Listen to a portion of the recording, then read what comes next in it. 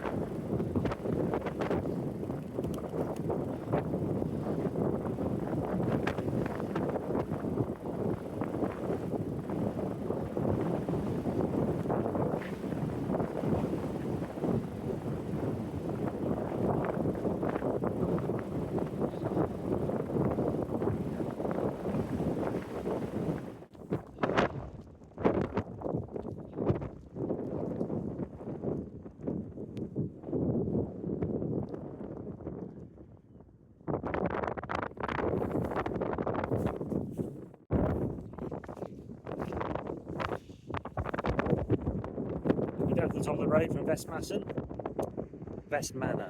Let's get this fjord inlet. I should know it, I should have the background. I need to double check. Interesting in that it has currents that run 6 to 8 knots, although the tide's only about 1.5 metres in height, so you get some really fast currents through here. Got some hydroelectric system using a kite like drone underwater that's tethered to the seabed, flying through the water to generate electricity. I thought that was interesting. Some salmon farms in there. Very dramatic skies today.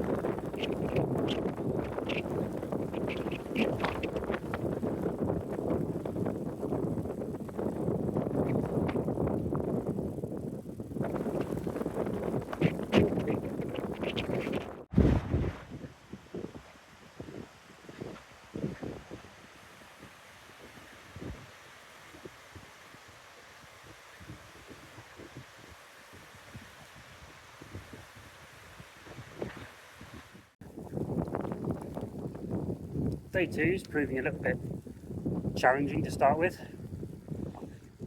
Just still got a problem with my gears. It does not like bottom gears in hills, skips the free hub, and I don't want to damage it. So I'm already doing quite a bit of pushing. It's going to delay me. Also, tendon in my left knee is playing up a bit, so both together it's going to be a slower old journey, but thankfully most of today's flat. However, the wind of course is right in my teeth, so keep pushing downhill in bottom gear on the flats. However, I can't complain, except to say that apparently Monday, June the 9th, it's a bank holiday, which means that not only are the shops shut on a Saturday, they're also shut on the on Sunday. They're also shut on the Monday. That's going to be challenging to say the least to find some food. Might end up living off garage snacks for 2 days. Yeah, and then to get to the airport, well, the campsite 10 kilometres from the airport on Monday evening, there's a tunnel that goes under the sea, which I understand you're not allowed to cycle through, and I really don't want to anyway. But it's a bank holiday, so there's only 3 buses the whole day. However, I think one of them stops near where I am now at 3:15. So as long as I'm there at 3:15, I can catch the bus. Sounds like a plan. Sounds like a plan with only one option. Oh well. With a taxi. Let's see. I guess they're releasing fish. One of the chaps just fell straight to the sea. There was lots of laughter. Cold, I bet.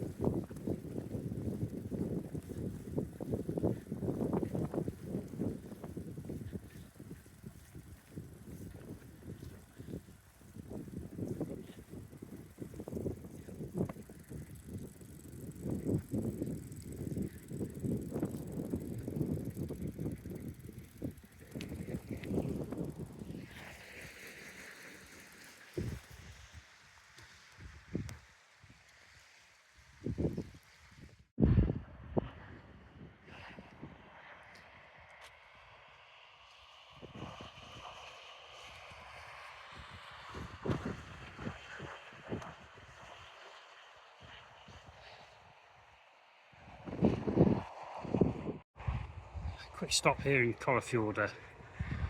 I'm taking the old road, so if you do come this way, there's a new fast road and a much more quiet old road which goes through the houses, which is far more interesting.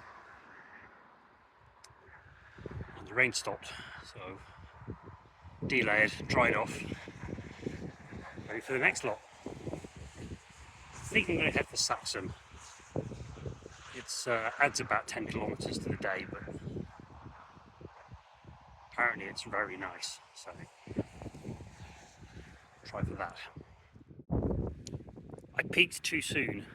I'm going to come about less than a kilometre from where I detogged because it dried up.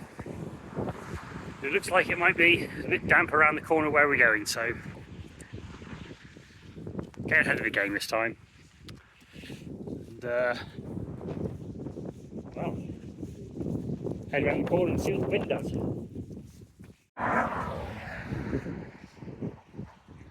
Literally 2 minutes later, even the dog walker that I passed when I put my trousers on, then off, then on again, has caught up with me. I'm just going to go for it like this. It's just too hot, it waterproofs.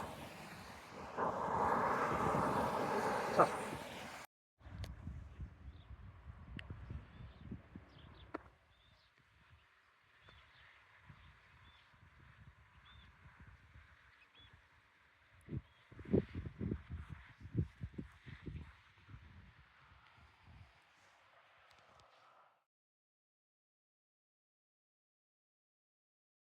Right. Valvik. I don't know how I'm saying that right or not, but anyway, this is the road to Saksun. I'm expecting it to be pretty. 11 kilometres to Saksun, then all the way back again.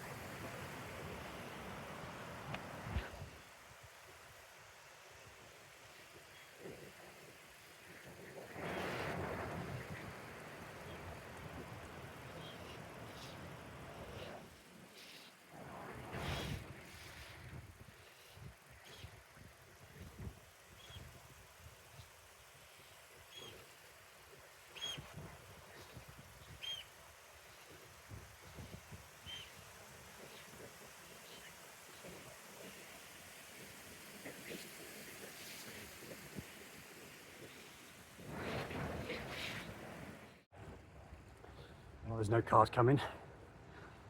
It's totally sheltered in this valley, no wind at all at the moment. Long may it stay that way for coming back. Whew. I think I'm nearly at the top of this saddle and then down to the Saksun itself, but I'm hot, it's humid. I'm sure it's only about 10 degrees, but I'm sweating. But this scenery is absolutely glorious. Love a little single track road.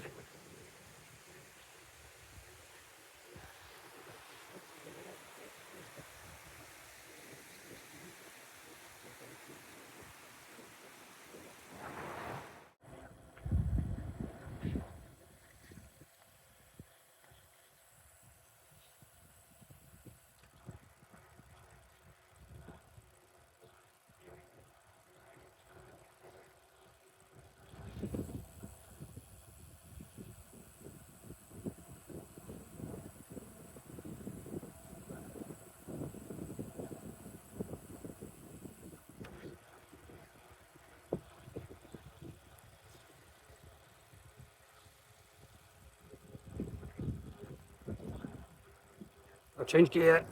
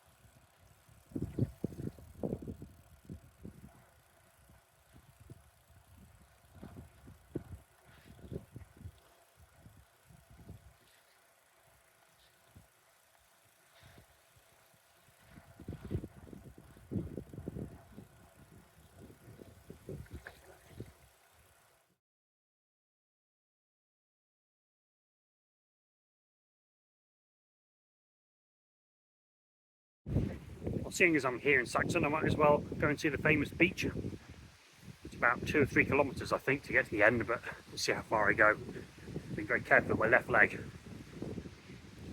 The tendons are definitely feeling it. Anyway, heading down that way.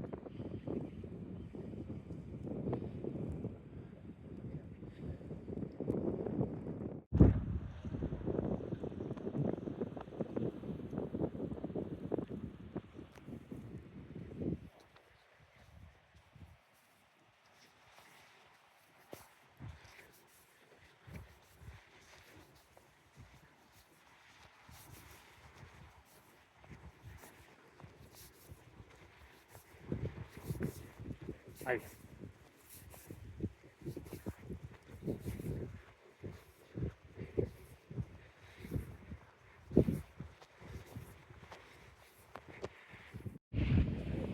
Quite a stunning sight.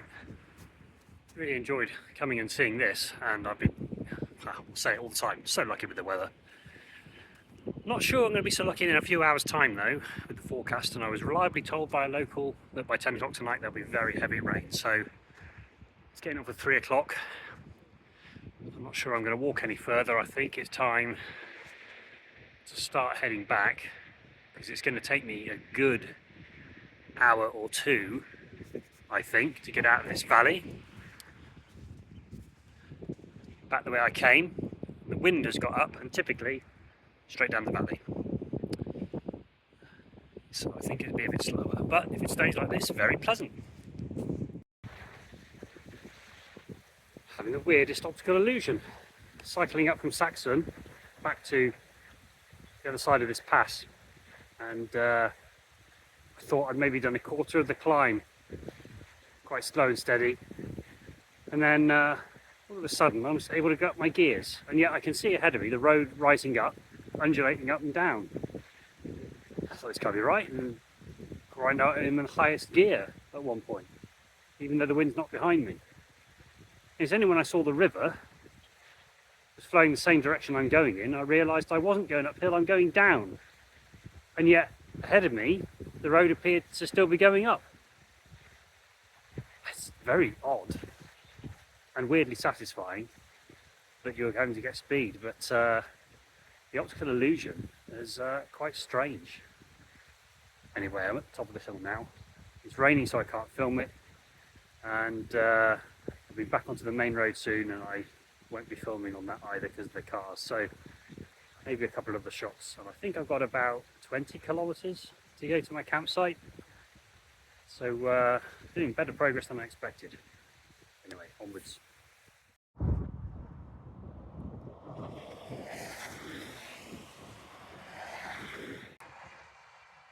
About to go over that bridge you can see there, and that's the bridge over the Atlantic, because in that direction it's the Atlantic Ocean, and in that direction it's the Atlantic Ocean. So it's the only bridge that crosses the Atlantic. That's pretty cool. So I managed to ride over the bridge, across the bridge over the Atlantic. Very good. And I found a place to have a coffee as well. As you can see, the sun's come out since it actually is warm on the skin, as it were, for the first time today. It's lovely. I'm not sure it'll last very long. The problem with my leg is getting worse. So the back of my knee is hurting when I'm walking up a hill, but it's okay when I'm cycling. But I think I've been walking or riding differently because of it, because my groin is hurting now. Fine on the level, climbing not so good.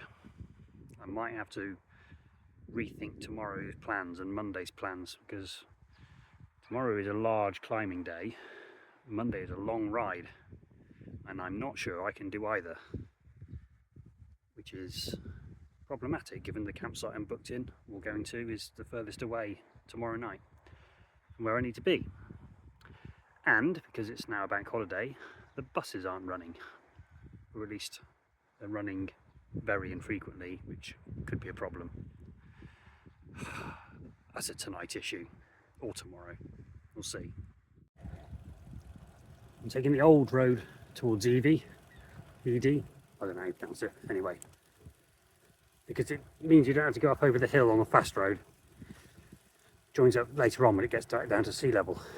It's a bit industrial, still a nice view off to the left, and the road's got a lot of repairs and potholes on it. It's the first time I've seen that anywhere. Kind of reminds me of home. Lots of docks and bits of fishing boat stuff, bits and pieces, detritus, old wharfs, but still very nice.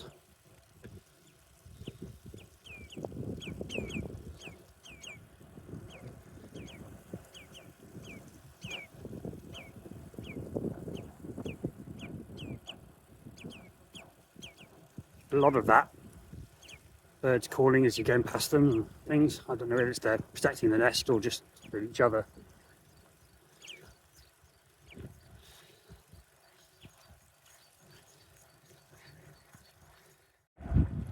My destination up ahead, you know, that tabletop hill.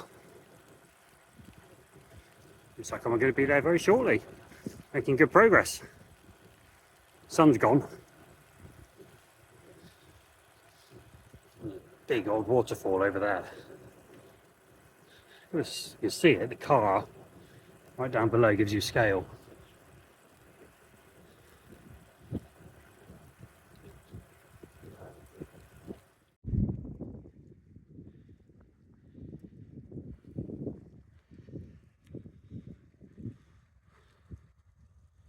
Weather is closing in again.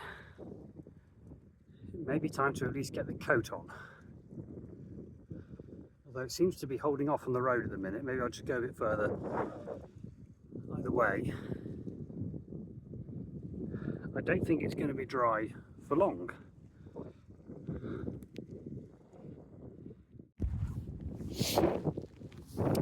I've made an executive decision and I've gone, I can't see them, gone for the full waterproofs right now because I think it's downhill in a minute, so that'll be cold anyway.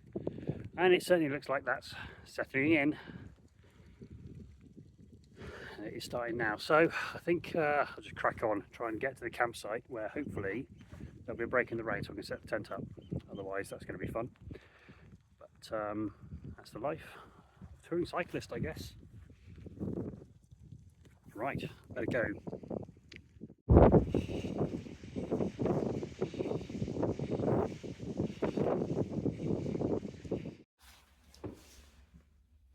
Well, I'm in my tent.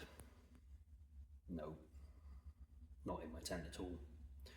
I'm in the bunkhouse at the campsite.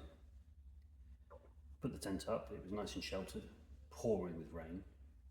By the time I'd finished, the sheltered spot was no longer sheltered. But the campsite owner kindly said, if it's cold, bunk down in the bunkhouse, which I am doing. And I've taken the tent down because it was going to get blown away anyway, and it's cold. Also, I've decided to stay here 2 nights. My leg is not right, and I've got a long way to get back on Monday. So I think I'm going to stay in this area and go and explore, rest my leg, and that means on Monday I've got a slightly shorter ride on relatively easy roads, albeit not as exciting as the ones I've done the last 2 days, and actually it's a repeat of mostly what I've done today. But at least I know for certain there are at least 2 garages that sell food on that day. So I'm sorted, I think, for food. We'll see. Anyway, that's it. Believe it or not, it is 10 to 11 at night. It's nice out there. But I think it is time to try and get some sleep in this room with no curtains or blinds. Wish me luck.